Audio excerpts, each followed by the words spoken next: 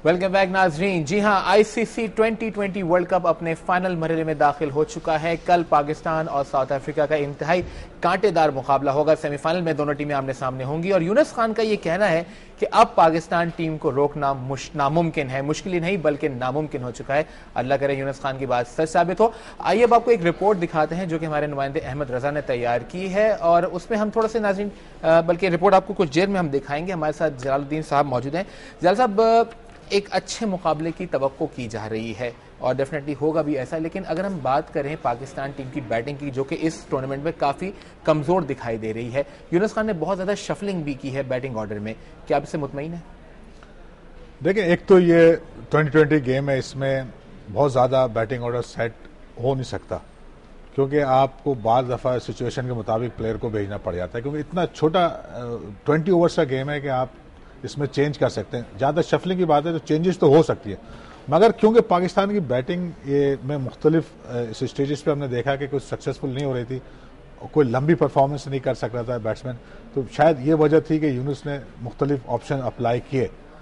बेहतर तो ये होता है कि आप अगर आपकी बैटिंग सेट हो जाए तो आप एक सेट नंबरों पर खेलते जाएँ और सिचुएशन के मुताबिक एक आध चेंज कर लें, मगर यहाँ क्योंकि सेट ही नहीं होती। देखें, शोएब मलिक की वो बैटिंग हमें नज़र नहीं आई जो वो कर रहे थे, मिसबा भी इतने अच्छे कलरफुल हमें नजर नहीं आए, ऑफ कलर थोड़े से नजर आए। यूनुस खान जो कि एक ख्याल ये किया जाता है कि 2020 के लिए इतने अच्छे नहीं, उनकी परफॉर्मेंस बेहतर थी।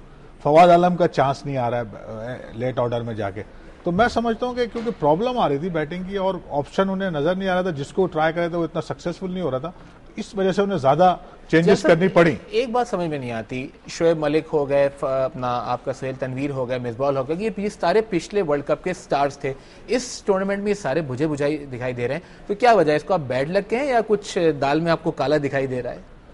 नहीं, दाल में काला तो मैं इसलिए नहीं कहूंगा कि कोई ऐसी वजह नहीं है कि दाल में काला नजर आए। सिर्फ ये मैं कहूंगा कि शायद इनकी प्रिपरेशन उतनी अच्छी नहीं हुई जितनी होनी चाहिए थी, पर्टिकुलरली बैटिंग और बॉलिंग के हवाले से मैं बात कर रहा हूँ।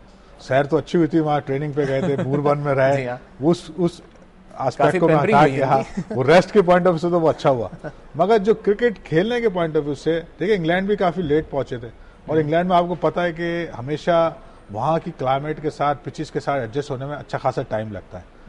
फिर यहाँ पे जो 2020 हमारा डोमेस्टिक टूर्नामेंट हुआ, उसमें भी पहले तो ये कहा गया कि सेमीफाइनल तक से पहले ये खेलेंगे, ये अजीब सी बात थी, और फिर बाद में फाइनल खेलने नहीं दिया कुछ प्लेयर्स को, तो वो सारी चीजें एक ऐसी थी कि देखिए, preparation is the heart of success.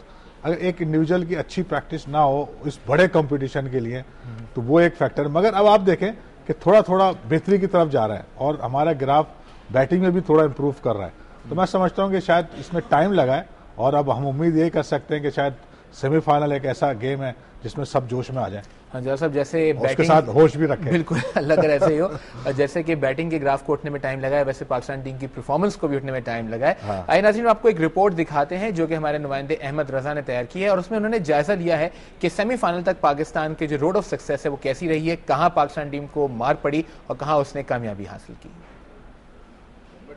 झपट कर पलटना लहू गर्म रखने का है एक बहाना। इंग्लैंड में जारी 2020 वर्ल्ड कप में कौमी क्रिकेट टीम ने अल्लामा इकबाल के इस शेर को अमली जामा पहना दिया है। वार्म अप मैचेस से सेमीफाइनल मरहले तक ग्रीन शर्ट्स को 3 अदवार से गुजरना पड़ा, जिनमें पहला मरहला तो इंतहाई मायूस कुन था। जनूबी अफ्रीका और रवायती हरीफ भारत के हाथों प्रैक्टिस मैचेस की बदतरीन शिकस्त ने कौम को यह सोचने पर मजबूर कर दिया कि शायद ग्रीन शर्ट्स में एक बड़ा टूर्नामेंट जीतने का दम नहीं। वार्म अप मुकाबलों के बाद ग्रुप मैचेस में इंग्लैंड के आगे घुटने टेक देने से रही सही कसर भी निकल गई। फिर सामना हुआ हॉलैंड से, तो पाकिस्तान टीम ने पहली बार अंगड़ाई ली और क्रिकेट बेबीज को 82 रन से छाड़ दिया। यहाँ पर इनका कुछ साथ किस्मत की देवी ने भी दिया और टीम गिरती पड़ती सुपर 8 मरहले में जा पहुंची, जिससे कौम ने भी सुख का सांस लिया। एक नई उम्मीद और जुस्तजू लिए कौमी टीम जब श्रीलंका के खिलाफ मैदान में उतरी तो इसे 19 रन की नाकामी ने एक कमी का शिद्दत से एहसास दिलाया, और वो कमी थी एक मुस्तनद ऑलराउंडर की। टीम इंतजामिया ने अपने गुरों की पटारी को टटोला और भूले हुए स्टार अब्दुल रजाक का नाम बाहर निकाला। न्यूजीलैंड के खिलाफ टीम को एक अच्छा स्टार्ट दिलवाकर अब्दुल रजाक ने यह साबित कर दिया कि वो अब भी डूबती हुई नैया को पार लगा सकते हैं। साथ ही नौजवान बैट्समैन शाहजेब हसन ने ओपनिंग स्टैंड को सहारा दिया। 6 विकेटों से इस मैच की फतह ने ग्रीन शर्ट्स के हौसले मजीद बुलंद किए और कौम की अटकी हुई सांसें बहाल की। अगला मोर्चा था आयरलैंड, जिसे बआसानी 39 रन से पार करके टीम ने सेमीफाइनल में सीट पक्की कर ली।